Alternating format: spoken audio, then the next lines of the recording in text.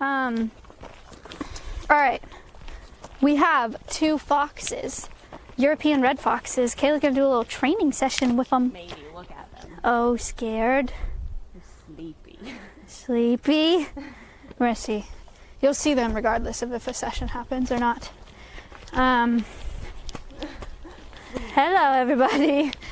2 European red foxes. You'll notice one of them doesn't look that way. Doesn't look red. That's because he was confiscated from the illegal pet trade in California. And they breed them to be lots of different colors and stuff for the pet trade. Because people are like, oh, I want a silver one. That's why Finn looks like that. Reed was born in the wild. He was orphaned in the wild, was raised by rehabilitators on the Central Coast in California. And that's why he is non-releasable, and because they're not native. Kayla, can I just give you this mic? Yeah. Let's take the egg too, just in case Finn comes down. Sometimes. Leaked. Don't worry about what I was doing this morning. And a YouTube vlogs. Reed, come here. Good job. Thanks for coming up. One thing I said in my last keeper chat about Reed too is that, so you said Reed was picked up out of the wild. Uh-huh. I think the first fox that I ever worked with was also picked up out of the wild. Can you sit? Good. Your eye looks much better today. It's very nice. You sit. Paw. Good. One of the things that we used to mention when we talked about Jade, and he was the first fox that I ever worked with, he was also picked up out of the wild when he was quite young. And a lot of times when they're very young, they'll start to leave the den at an age where people, when they see them, still think they're too young to be out by themselves. Mm-hmm. But very often they're still very close to a den. Mm-hmm. So very often with foxes, you'll notice that they get picked up out of the wild, but it may not actually have been necessary. Kibble? No. Why? Ew. Don't give me kibble. Finn? And Ella and I talked the other day just about how if you do see wildlife that you think needs help, it's best to not intervene unless it is like a dire situation where you're like, if I don't get involved, something bad will happen to this animal. But otherwise, if the animal's just by itself and you're concerned, sorry, you were already sitting. People forget that baby animals exist yeah. in the wild. You sit? Paw. See a baby animal, they're like, oh no. It needs help. Yeah. But the best thing to do is to, he's like, no, I don't want your kibble, is to contact a wildlife rehabilitator or some sort of resource where they can tell you how to proceed. Reed, do you want to come here? So cute. I'd love to have one as a pet. No. Oh no! Denied. Sit. If you want a fox as a pet, I'm going to give you a little piece of advice. Get a dog. Sit.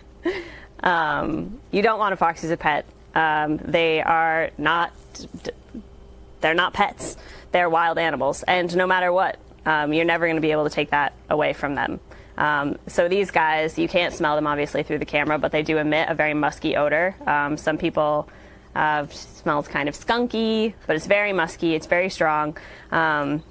They also are masters at destroying things. They're great. They're great at it. They're so good at it. Aren't you? Yeah. What did we find you eating the other day? Huh? Huh? Putty? Duck seal? I don't even know how you got it. Sit. And then Maya had to come out after hours and take it from you. Sit. Good. So I don't usually work with Finn, fun fact. Usually Ella works with Finn, but because I have scrambled egg, he's excited. He loves scrambled egg. These guys, I don't know so much if people hear them on the cams or if you hear them at night, Maya, but foxes in general can make a whole bunch of sounds that sound probably not like what you would expect foxes to sound like. If you have an expectation of what foxes sound like, good. It's not like that. It's terrifying. But they make a wide variety of vocalizations, and all of them are kind of unexpected in addition to like the ones you would expect, which are like the yips and the barks and things like that. But why are you just like, why? What's your deal, huh? Can I come over to see you real quick? Goats.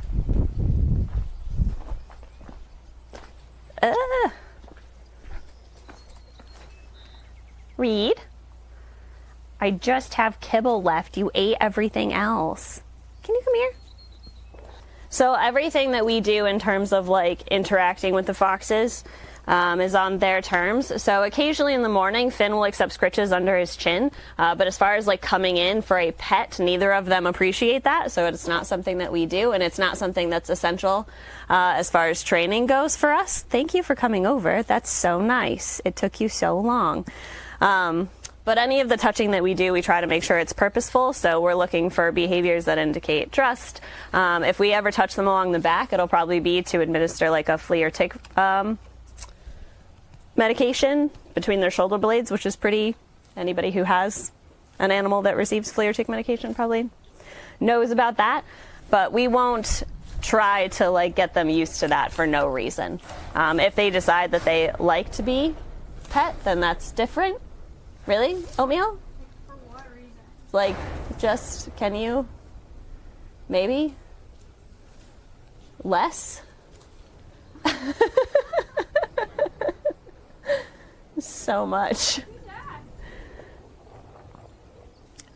But yeah, remarkably, I think you probably won't find many wild animals that enjoy being pet in the capacity that we think of animals enjoying being pet in. Do you want to come over? Did you eat a couple bits and decide it was okay? It's just kibble. Yep, that's what I thought. Asking why the red one seems stressed. Probably a whole lot of reasons. Heat, goats. Mostly probably goats. He's never been a huge fan of the goats. He's always been very easily distracted by them. Sorry, someone said they seem to pace a lot. Is the pen big enough?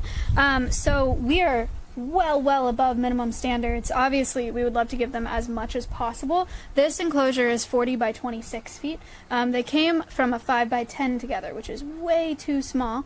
But they have a 40 by 26 and they have a 10 by 10 here. There's a dog door where they have air conditioning in there, so they can escape to an inside space as well. But this is as much as we could give them at this facility, but they do have lots of things to do in here, and they get enrichment every other day, which is like toys and stuff like that to keep them entertained.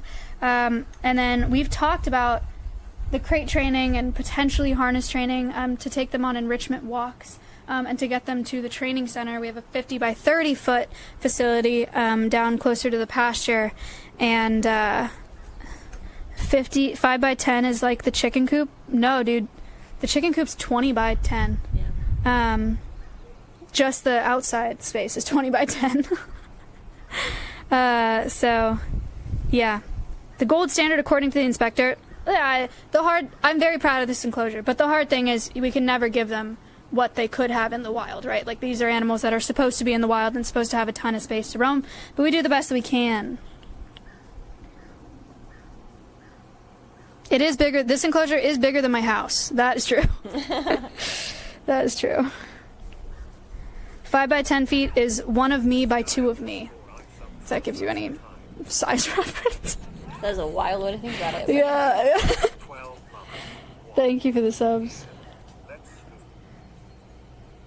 Hello, good boy. His eye looks a lot better today. He was a little runny yesterday. Good. Am I wrong, or does sanctuary mean animals live in a big space without enclosures? There's not like a solid definition for what a sanctuary is, or what a zoo is for that matter. I think a lot of people think of public coming in and out of zoos, but there are also private zoos. For us, sanctuary just means that we have these rescued animals that are non-releasable, and we give them a permanent home in a place that, you know, where they can have a really good quality of life, and they're not stressed out by public visiting and kids coming through and screaming and whatever. You know, they really just get to exist.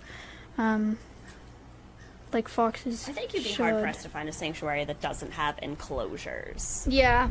Like, they might be very, very big Unless enclosures, it's like but they are one definitely species. still enclosed. Because we wouldn't be able to, like, Like, we couldn't put the foxes in with the crows. Right. And be like, they'll be fine.